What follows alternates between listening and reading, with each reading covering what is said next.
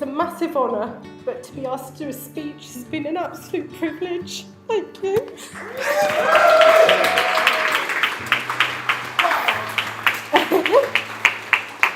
I'm shaking them like this. Right, I need my glasses. No words can encapsulate my love for you both. Honestly, you are such beautiful people inside an hour. Oh my God! Sorry. You have got snot everywhere. When Joe first introduced me to Stef, I loved you instantly. You're a gentle soul. What's not to love? She was definitely the one. Thanks, Holly. You are such a caring, gentle and kind soul, Stef. I'm also very happy that Joe is a solid drinking partner with you.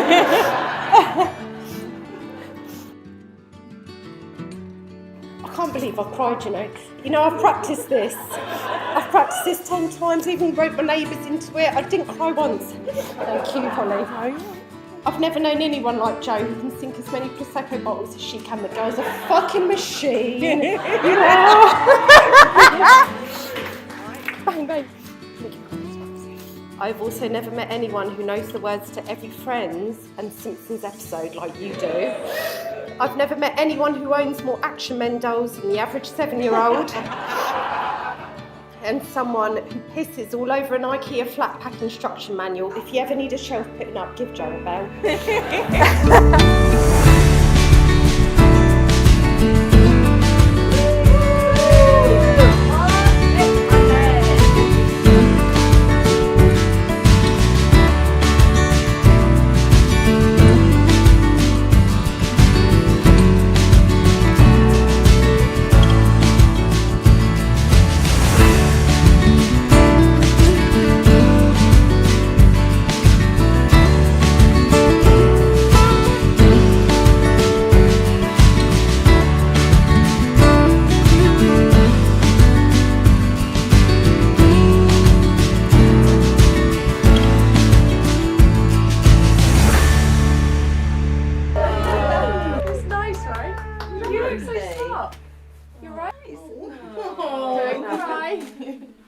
Can I? Yeah, if you want. No. Right.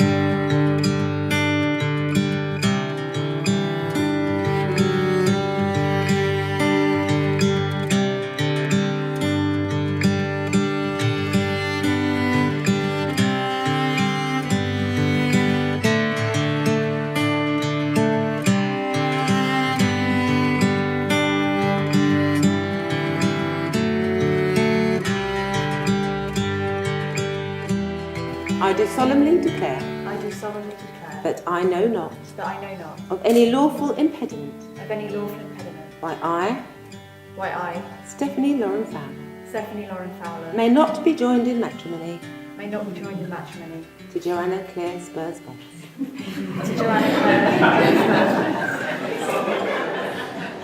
Why I, Joanna Claire Spurs Betts, may not be joined in matrimony to Stephanie Lauren Fowler.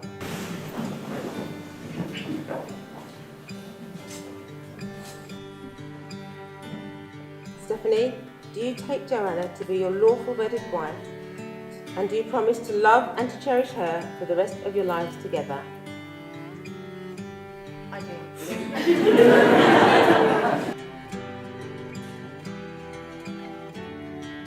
Stephanie, I give you this ring. As a symbol of our marriage. And the ring is on.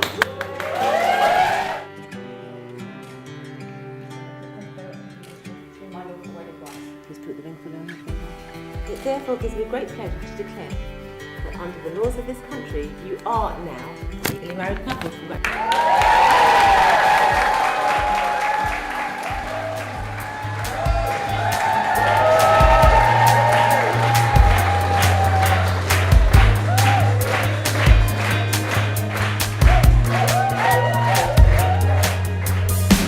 Cigarettes and bitter wine, just some kids underneath that moonlight, getting closer.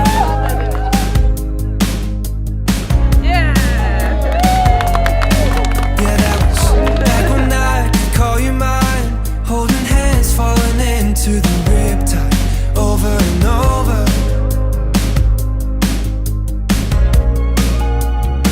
Yeah, we were taking off our ways around and wasting our days for nothing, singing I love you, with you riding shotgun in my car.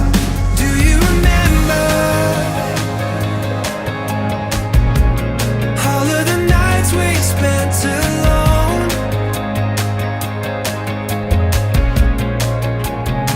When we were burning the embers, waiting for the sunrise in the morning to bring us home. You know that I do. But tell me, do you remember? There was nothing we were scared of doing when we didn't know the way or where we were going.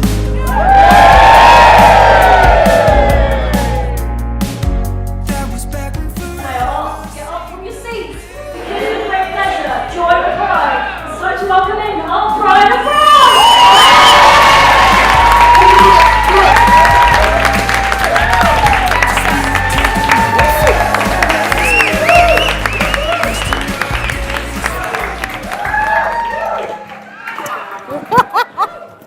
Oh my God. I'm used to talking in front of kids. I'm a teacher for a living, but talking in front of adults is horrendous. Oh, palms are sweaty, mum, spaghetti. Right, Graham, are you ready for this? You feature heavily in this. Also, how fit does everybody look today? But picture this, right? I was 7 years old, so Joe would have been, mum, how old? 17, I think. And I would be cowering away in goal as Joe would fire footballs past me. And every goal that she would score, she would run around the garden high-fiving the plants, claiming them as her fans. I know. Now, that was perhaps the first indication that Joe liked to have her hand in a bush. Stef and Joe, today you have shown your commitment to each other. I'm sure everyone here will always support you both, as I think we agreed in the ceremony. I can now stop worrying about you, well, almost, because I know you will look after each other through the many ups and downs, which hopefully will be very limited, you will face together. But as you can see, they are very much alike, and I'd like to propose a toast to our two peas in the pod to wish them all the best for the future. To Joe and Stef. In the words of James Dean, he said, "Don't sweat the small stuff. Love as if it's all you know, and the prime reason for existence and for living in this world is discovery." So as you two embark on this new chapter in your lives, you will continue to discover so much about each other, and I know it's going to bring you endless happiness, love, laughter and adventures. So let's raise our glasses to Stef and Joe. I actually want to reminisce on a funny story that involves Graham, Joe, me and a dodgy curry. Do you know what? I did this speech in front of my partner as a test run, and the first words he said to me was, I can't believe you're going to say this in front of 100 people. I went, I don't give a shit. Fuck it. I'm just going to do it. Thank you for being up here, Holly. Looking back on it now, it's one of the funniest moments I've had with you and Graham, and I'll never forget it. Look at Graham scratching his head. He's like, fuck is she on about? I'm going to set the scene. 'Twas a Wednesday evening, sleepy Aston Clinton. I was on my way to having a cuppa and a relaxing catch-up with Joe. I pulled up at Hotspur House, desperate for a shit. I hadn't been in a couple of days. I was touching cloth.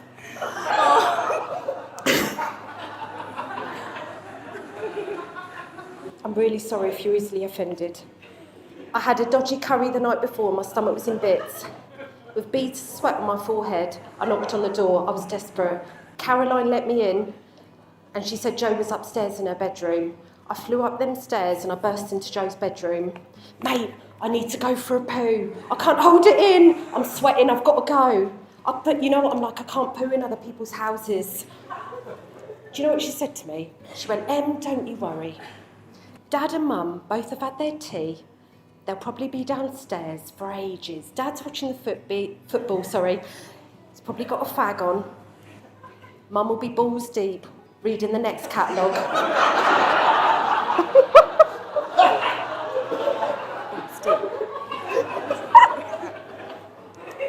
Just go to the loo. And if Dad comes up, which he won't,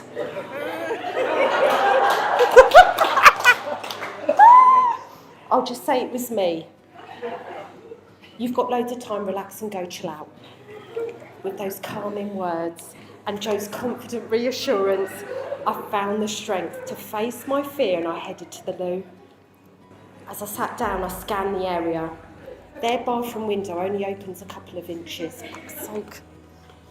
I couldn't see any air freshener, my arse was clapping with nerves. Anyway, I stayed there and I did my thing. I flushed. Can't believe I'm telling you guys this. This is horrific. I can't believe it. If my mum could see me now, she'd be horrified. Right. Anyway, I stayed there and I did my thing. I flushed. I breathed a sigh of relief. Because their flush isn't good in their toilet. You've got to flush it twice real quick. But I did it. I felt like I deserved an OBE for bravery. But my God, I ruined that toilet.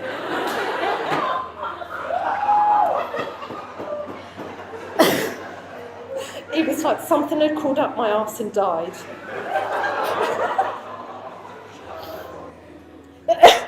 Sorry. Classy bird, me. Look at his face there, he's appalled.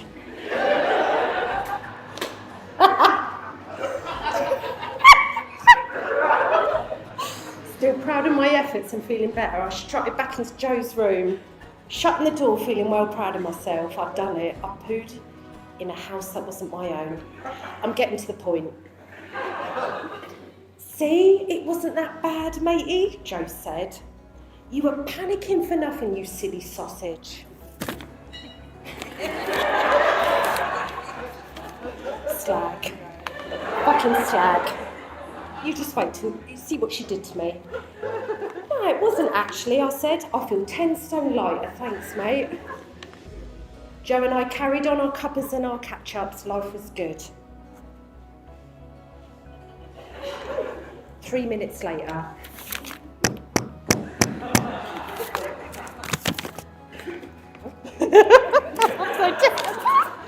Knock, knock, knock.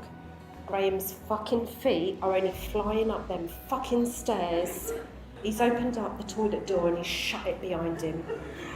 I've turned to Joe, the colour's gone from my face. Mate, I thought you said he wasn't going to come up. I thought you said he'd be watching the football with a fag in his hand. There was radio silence from Joe. Anyway, I mean, you couldn't have bloody written it. Graham's now engulfed in my curry aroma. The house fell silent. My life flashed before my eyes. Suddenly, and I mean suddenly, the bathroom door swings open. It's nearly come off the hinges. And there's a knock on Joe's door. Graham bowls in and shouts at us, literally shouts, "Which one of you dirty buggers have done that in there? It bloody stinks. You could wipe out a country with that. How bad is it in there? It's disgusting." Well, it was one of yours. And do you know what Joe did? The fucking bitch. Do you know what she did? You know, you remember what you did, you slag. My best friend for nearly 20 years, who's meant to have my back, she looked at me, looked back at her dad, whipped her arm up in the air, pointed at me, and shouted, "It was M. It was M." Graham went downstairs, coughing his guts up from the smell. I could have died of shame. I drank the rest of my tea in silence, got in my car and swiftly left. I couldn't make eye contact with Graham for about 2 weeks after that. The humiliation was given. Safe to say I didn't use their toilet for a number 2 again for a very long time. I can't believe you did that to me. That story's always made me laugh, and I'm always reminded of it every time I see Graham. To no tears in the marriage.